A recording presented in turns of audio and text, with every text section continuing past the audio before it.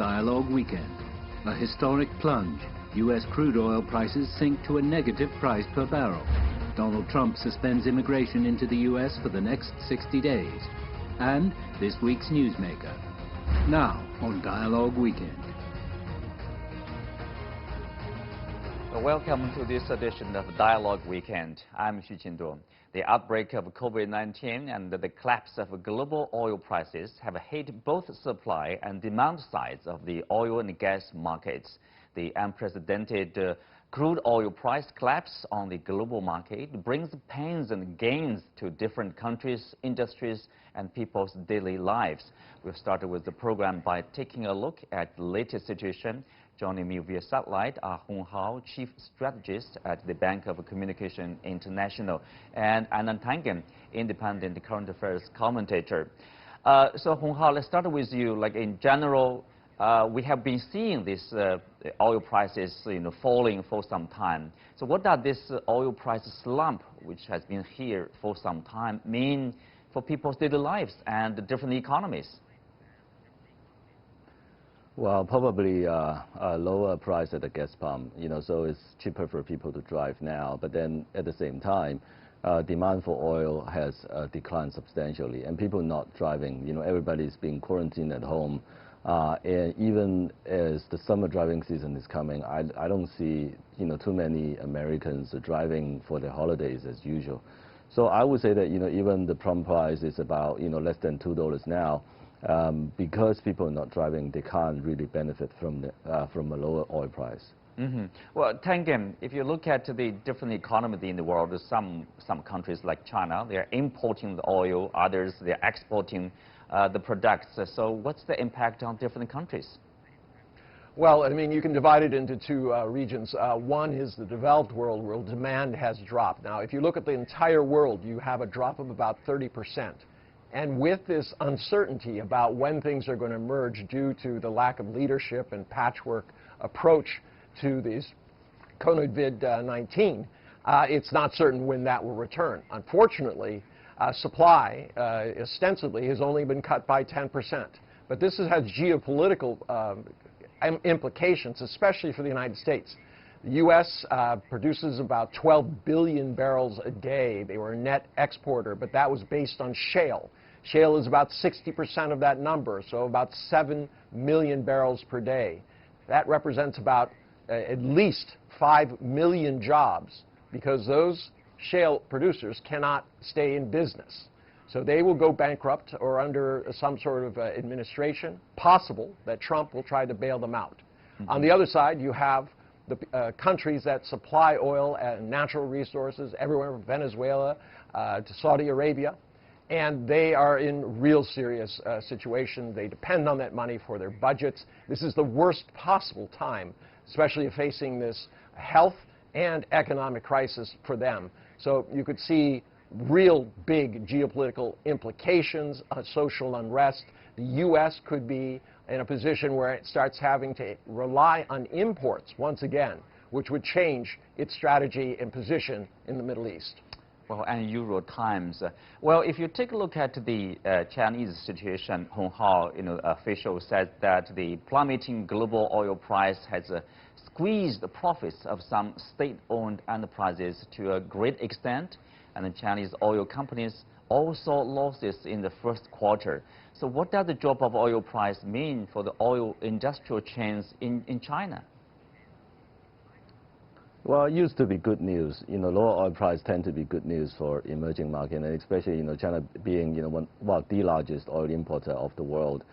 So China actually stands to benefit from lower oil price. But then at the same time, just now we discussed about substantially lower demand for oil. So even for China has been buying oil at a much lower price and filling up the strategic reserve. And now I'm guessing China is running out of space for excess oil as well.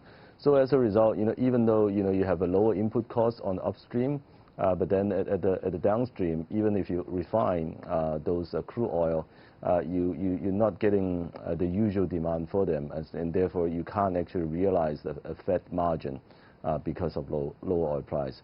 So I would say that traditionally it has been a good news, but at this point in time, the effect is actually more towards the negative side.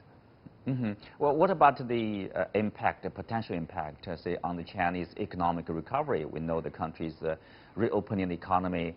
And what about the concern of deflation, with these low oil prices being kept for a long time? Hong Hao? Yeah, I would say, longer term, if you look out, lower input costs definitely is good for Chinese manufacturing industry.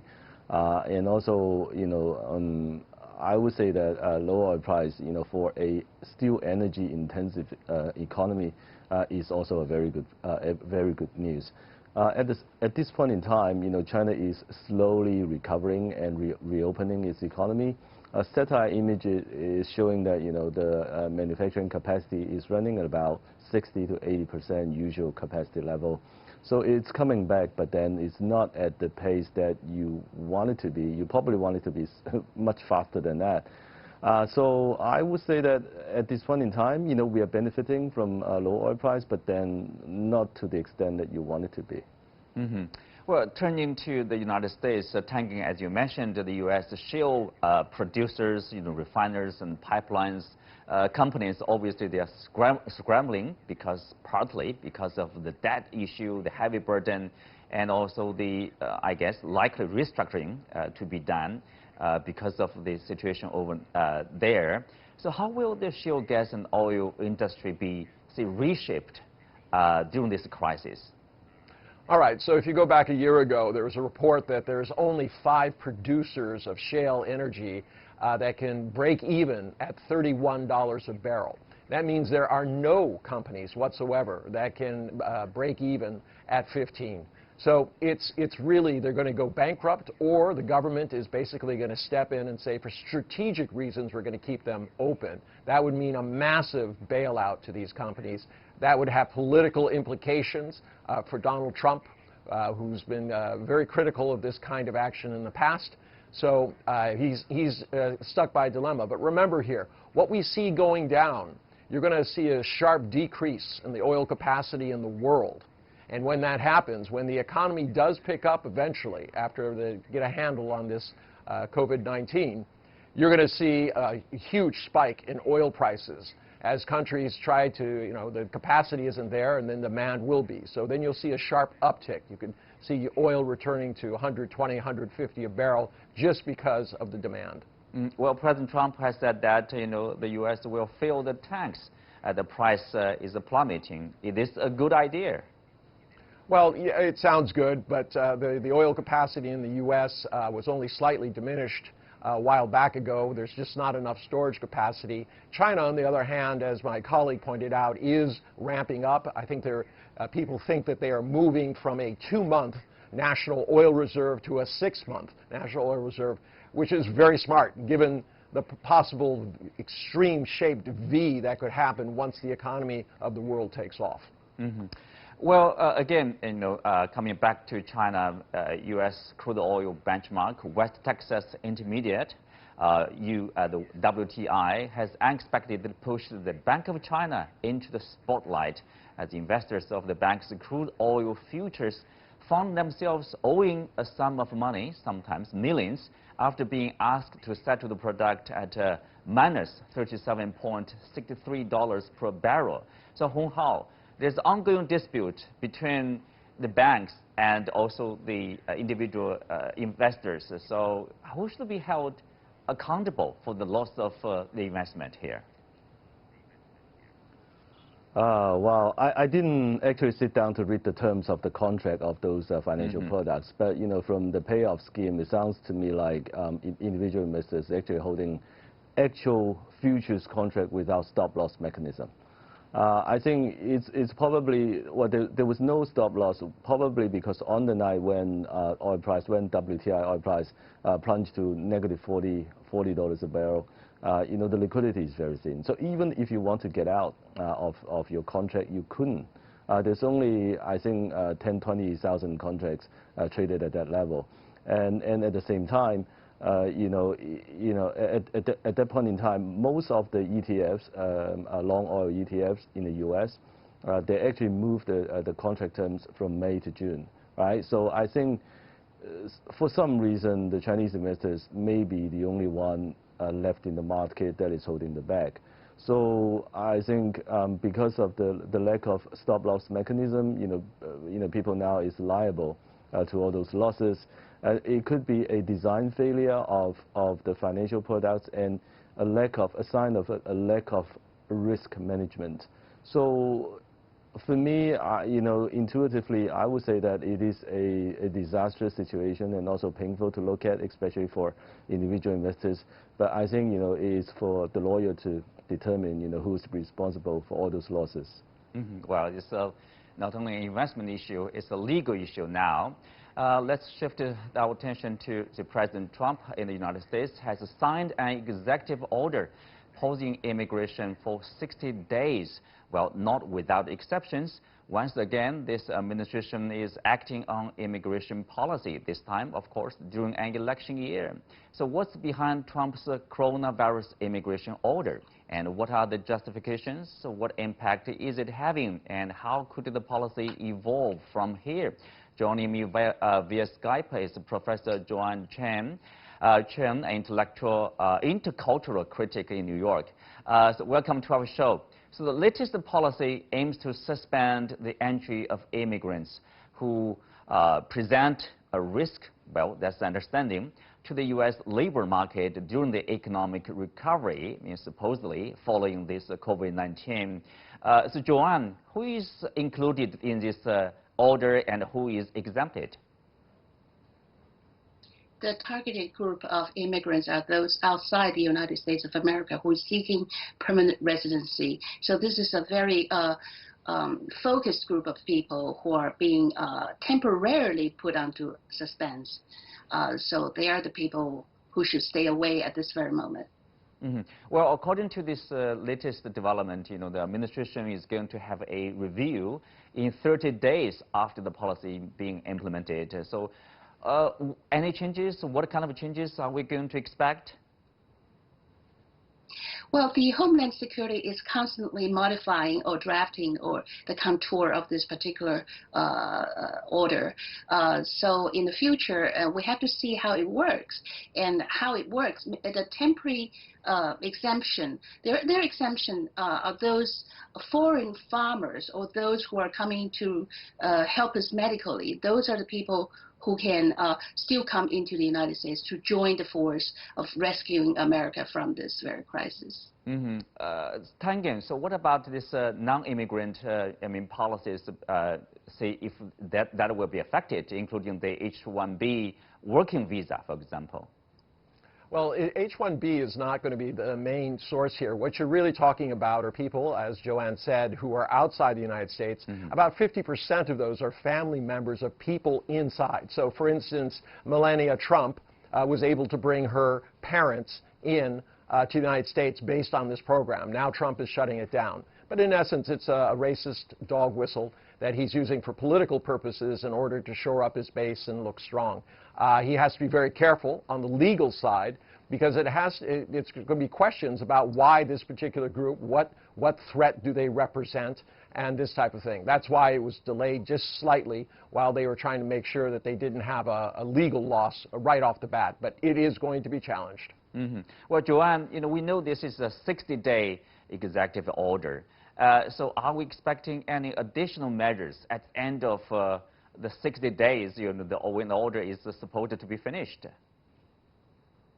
Well, I don't think 60 day will finish, and I believe this probably will be prolonged, but that's my personal speculation. But if I may disagree with Mr. Tongan here, and I think Trump has been taking decisive effort to confront this issue that has been destroying America from its totality in terms of having its own workers. Trump's order is targeting the people outside the United States. The purpose of that is to keep the worker here work, so that we shouldn't always take a political stunt here. And this issue is a public health issue, and it is national security issue. It is a political issue, but we should not, try to take a political stand at every turn, criticize Trump, every action he does. I think that is a little biased, if I may say. Okay, but if you look at the article in the Wall Street Journal about this issue, the title of that article is Trump's immigration is a distraction, basically. Joanne, do you agree? Is that a distraction? Obviously, you say no, it's not. I do not disagree. I do not disagree. Trump is taking an action that's necessary for the security of American people. You know, America has been very generous in the past 30 or 40 years, and it is time for the America to take a defense stand. A defense. This is a defense America is putting on, and this virus is very malicious, very cunning. So we have to protect our own people at this very moment, and we should not really always make a political turn at this critical time. Virus is non-political, so we should stay where we should be. Mm-hmm. Well, the article says there's no economic or health case for blocking all immigrants. Anna. Well, I totally I'm going to disagree I mean, with Joanne. It's a slightly different take on things. Sounds more like a Republican talk points. But none of these immigrants would be them. This is a long, drawn-out process. They can insist on whatever kind of medical records they have. So that is a pure fabrication that this represents a health threat to the United States. All right. In terms of security, these people, once again, thoroughly vetted. As I said, 50%. Including millennials, parents, were for some reason not seen as, defensive threats. So I would dismiss that. I think it's very clear that this is a distraction by Donald Trump trying to appeal to his base. I agree. Not everything that Donald Trump does is purely related to COVID-19. But at this point, with his numbers down, very clear, Donald Trump is reaching for every lever he can in order to distract the American people and attract his followers. Mm-hmm. Well, Joanne, what happened is that in 2016, immigration has been one of the key elements, let's say, Donald Trump played to win the election. Why will he not play it again? I mean, this is an election year, right? Well, this is not a game. This is about national security. Why Americans should honor those illegal immigrants. In 2016, but we're not Donald talking Trump about was the illegal targeting immigrants. They are legal immigrants, I understand, right? but today we're talking legal immigrants. But if you're referring back to 2016, Yeah. Donald Trump was trying to stop an illegal immigrant coming into the United States. But today we have legal immigrants. But those people who want to seek permanent residence, they have to pause for the benefit of Americans for this very moment. And I think they could do that. The world is one right now. We should help each other at this very moment without taking political stand at every turn. Mm-hmm. Well, on the political front, when talking about the election, so President Trump's re-election prospects are closely intertwined. I think everybody agrees with this. With the COVID-19 crisis about the management, will he be successful to shift the attention, for example, from this unsuccessful, so far, effort to contain and mitigate the crisis? Anna? Okay, no, he's not going to be successful, and I want to correct what Joanne said. Donald Trump came out very clearly that he was in favor of a legal path to being a U.S. citizen or a green card. He made that statement many, many times in response to all the accusations that he was, in fact, playing a racist card. So right now, we have a legal process. He's interfering in that. There's no basis for any kind of defense or health reason. I think it's really very thin ground to be kind of uttering these kind of talk points as if this is legitimate. This is purely what it is, political, and this is Donald Trump's, kind of flailing around trying to make issues out of some things that have nothing to do with COVID-19, just distraction. Mm-hmm. Well, let's leave it there for now and take a look at this week's Newsmaker.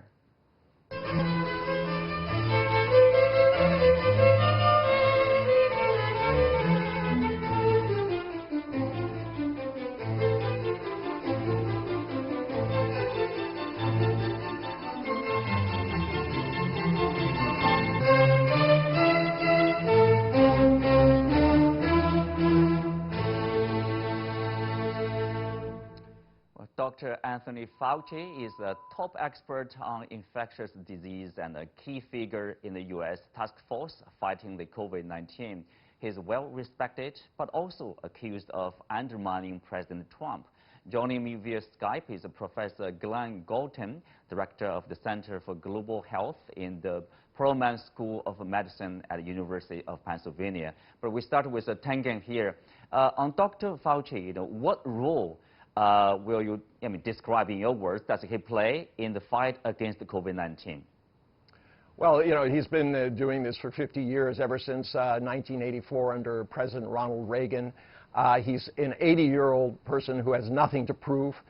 His wife is head of actually bioethics for the National Institute of Health Clinic Services. So, he's been involved in this. There's nothing to prove. He's purely a scientist. And what he's trying to do is, deal with a president who doesn't really believe in science, who would rather take advice from Christian pastors or people who are writing in, or Fox News, about how you can deal with this kind of COVID-19 crisis. And it is very, very disturbing. Unfortunately, what has happened now, today he was not present at the hearing, at the news presser. And it's clear why, because they can hardly contain themselves when he utters these things about injecting bleach into your blood and shining a light on the interior, UV light on the interior of your body. Already they've come out with the report saying that his miracle malaria drug is not recommended, that it actually higher chance that it'll kill you than help you. Mm-hmm. Now we have Professor Glenn Galton from the University of Pennsylvania. Welcome to our show, Professor. So Dr. Fauci is an outspoken advocate of emergency measures, strong emergency measures, but he also faces a lot of false claims on the social media, in particular, that he is mobilizing to undermine the president. Is he? No, I don't believe so. Dr. Fauci has been the director of one of our most prestigious national institutes of health for 36 years. He's served 6 presidents with incredible distinction. He's one of the United States, if not the world's, most talented physician scientists. And in particular, his expertise lies in both immunology and virology. So his advice has been consistent, right on target, and the challenge is that it is often dissynchronous with what the president says. And there are segments of our population and the world population that may be inclined to believe the president at times when, as mentioned previously, his comments are frequently not based on factual information. So we should listen to Dr. Fauci at all times. Mm-hmm. Well, in many cases, more or less, as you mentioned, Trump disagrees with Dr. Fauci. So, for example, Trump said the government is doing a great job on testing. Well, Dr. Fauci said, we absolutely need to significantly ramp up not only the number of tests, but also the capacity to perform them. So, Professor, why there are so many disagreements, between the top scientists and the politicians, including the president? Well, there are always disagreements about policy in matters surrounding complicated matters. In this case, surrounding both the health of our country and the world, and the economics and the politics of the situation. Our president has an unfortunate habit of overhyping and overspinning, and as was mentioned previously, hydrochloroquine is a great example. The examples recently with the cleansers and UV light are all his attempt to create positive momentum and positive spin that the situation is not as bad as it might be, or that there are easy fixes to the situation. This is just his style. Unfortunately, people listen to him when he says these ridiculous kinds of things. So in point of fact, with regard to the testing, America did not have the testing capacity up front. It's now been shown that there were contaminations early on in the laboratory tests prepared by the Center for Disease Control in the United States, which delayed testing. And even now, although the testing is much greater than it was previously, it's still not enough to meet the need. And unfortunately, the president continues to tout that everybody can get a test when, in fact, everybody can't. Well, another outstanding difference seems to be, between the administration or the president and Dr. Fauci is when to restart the economy. So, if you follow the scientists and health professionals, probably not the right time. We should continue with the social distancing practice and other, stay-home orders. But for the president and some of the governors, they can't wait probably to open some of the economies at least. So how do you see that? Yeah. So yes, well, it's a very, very big concern. Much like China, we're a large country, tremendous regional differences in our cultures, but in fact in the levels of infection that we've seen. And there has been a disconnect in leadership from the White House and its relationship. In this case, I think the disconnect is more so with the governors than Dr. Fauci and the other health science leaders on the president's council advising him on these matters. And so, in fact, right now, the governors of our various states are really the onus sits with them to decide when to open the states and reduce the amount of quarantine and isolation. The federal government has put out guidelines for this. It's not even clear that governors such as the governor of Florida and the governor of Georgia are following these guidelines. So there's tremendous risk in this because if individuals get out too quickly and without control, infections can burst up and cause local centers of high infection rates in areas where we did not see it before. And then, of course, we have unrestricted travel within the United States between our cities and states. And so a high incidence in one location, and we saw this in New York City, can have an effect in other parts of the United States. But then, by June or July, people will be back on planes and traveling around the world to some degree. And of course, if there are peaks of infection in the United States and individuals travel to other countries, then we'll just see second and third rounds of infection that really shouldn't be occurring. So individuals in the United States, the testing needs to ramp up, individuals need to be tested, and then contract tracing needs to occur in the United States, and this really is grossly undermanned and is, to my mind, a federal responsibility. Mm-hmm. Well, Anna, do you agree? The reopening of the economy, some of the states probably in the United States, for example, Georgia and Florida, they are going too fast or too far even in terms of the national situation. Well, I agree with my colleague. He put it very succinctly. What you have here is something that's non-political, a health crisis, a pandemic that is worldwide. And unfortunately, the response that you're getting in the United States is a partisan response, Trump and Republicans versus Democrats. He's been very busy singling out Democratic governors and saying they're doing a terrible job and saying Republican governors are doing a good job. With one exception, he did reverse his position on Georgia. And that was very, very telling. It's also a sign to a lot of people in the Republican Party that Trump, once again, is returning to an untrustworthy state. You have to be very careful how far out on a limb you're willing to go for his political agenda. But at this point, it's absolutely clear.